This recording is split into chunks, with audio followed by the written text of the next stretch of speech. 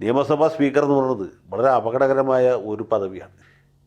കാരണം മുഖ്യമന്ത്രിയും പ്രതിപക്ഷ നേതാവും വരെ ഇദ്ദേഹത്തെ സാർ എന്നാണ് വിളിക്കുക. അത് വലിയൊരു പ്രശ്നം അതിൻ്റെ അകത്തുണ്ട്. ഷംസീറിനെ പോലെ വളരെ ചെറുപ്പക്കാരനായ താരതമ്യേന പരിചയം കുറഞ്ഞ ഒരു മെമ്പർ സ്പീക്കറായി കഴിയുമ്പോൾ സംഭവിക്കുന്ന അപകടം എന്ന് വെച്ചാൽ, ഇപ്പോൾ പിണറായി വിജയൻ 1970 ആദ്യം MLA ആളാണ്. അതുപോലെ PJ ജോസഫ് അദ്ദേഹം 70 വന്ന ആളാണ്. PK കുഞ്ഞാലിക്കുട്ടി 1980 കാലത്ത് വന്ന ആളാണ്.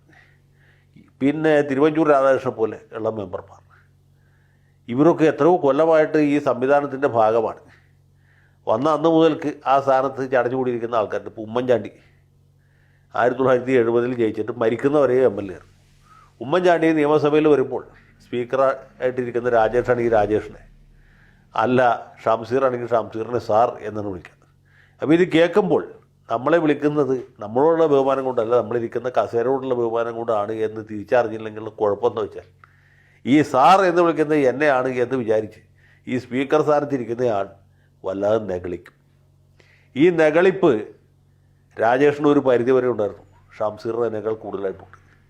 അദ്ദേഹത്തിൻ്റെ വിചാരം അദ്ദേഹത്തിൻ്റെ ഒരാളുടെ ദയാദാക്ഷിണ്യത്തിലാണ് ഈ നിയമസഭ നടന്നു പോകുന്നത്. പുള്ളി നിയമസഭയുടെ സുൽത്താനോ അല്ലെങ്കിൽ ഷെഹൻഷായോ മറ്റോ ആണ് എന്നാണ്. അങ്ങനെയൊന്നുമല്ല. അദ്ദേഹം CPMലെ ഒരു പിൻബെഞ്ചുകാരനായിരുന്നു. പുള്ളി നിയമസഭയിൽ പലവിധ കുണ്ടാമണ്ടികളും ഉണ്ടാക്കുന്നുണ്ട് സൂര്യക്കേട് തീർക്കാൻ വേണ്ടിയിട്ട്.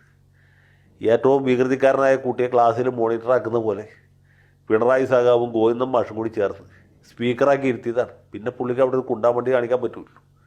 അങ്ങനെ സ്പീക്കർ സ്ഥാനത്തിരിക്കുന്ന ഷംസീറിൻ്റെ വിചാരം പുള്ളി മുഖ്യമന്ത്രിയുടെ തലയ്ക്ക് മീതെയാണ്.